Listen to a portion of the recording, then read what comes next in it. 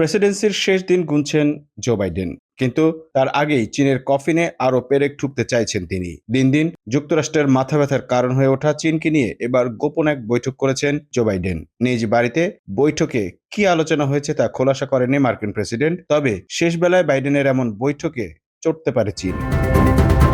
মার্কিন প্রেসিডেন্ট নির্বাচনের বাকি কয়েক সপ্তাহ, তার আগে সর্বশেষ নির্বাচন পূর্ব এক বৈঠক করেছেন বাইডেন। কোয়াড জোটের ওই বৈঠকে উপস্থিত ছিলেন জাপান, ভারত ও অস্ট্রেলিয়ার নেতারা। শনিবারের ওই বৈঠকের মূল লক্ষ্য ছিল চীনের সম্ভাব্য হুমকি ব্যর্থ করে দেওয়া।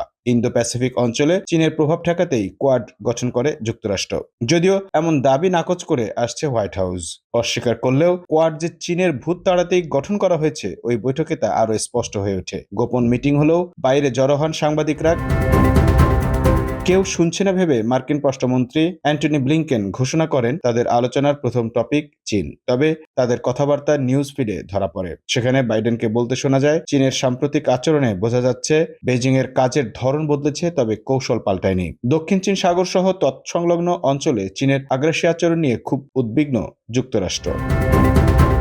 বিশেষ করে মিত্রদেশ জাপানের আশপাশের জলসীমায় চীনের কর্মকাণ্ড ভালোভাবে নিচ্ছে না বাইডেন প্রশাসন। বৈঠকে সে কথাই উল্লেখ করেন মার্কিন প্রেসিডেন্ট। তিনি বলেন, চীন এখনও দক্ষিণ চীন সাগর, পূর্ব চীন সাগর, দক্ষিণ চীন, দক্ষিণ এশিয়া ও তাইওয়ান প্রণালীতে আগ্রাসী আচরণ করে যাচ্ছে। মার্কিন সংবাদ মাধ্যম পলিটিকো জানিয়েছে, ওয়াশিংটনের প্রায় 100 মাইল দূরে বাইডেনের বাড়িতে ওই বৈঠক অনুষ্ঠিত হয়। ক্ষমতা ছাড়ার আগে 4 দেশের সম্পর্ক শেষবারের মতো ঝালিয়ে নিতে এমন পদক্ষেপ নিয়েছেন বাইডেন। আগামী বছর জানুয়ারিতে ক্ষমতার বাইরে চলে যাবেন বাইডেন ও জাপানের প্রধানমন্ত্রী ফুমিও কিশিদা। তাই জোটের ধারাবাহিকতা যেন পরবর্তী নেতৃত্বের মধ্যে বজায় থাকে, সেটা নিশ্চিত করতে চাইছেন বাইডেন। কোয়াডের দেশগুলোর মধ্যে শঙ্কা তৈরি হয়েছে, নভেম্বরের নির্বাচনে ডোনাল্ড ট্রাম্প প্রেসিডেন্ট নির্বাচিত হলে গতি হারাতে পারে এই জোট।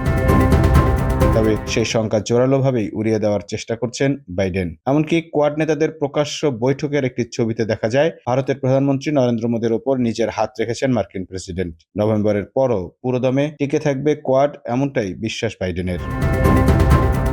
Mamun Mahfuz, time news desk.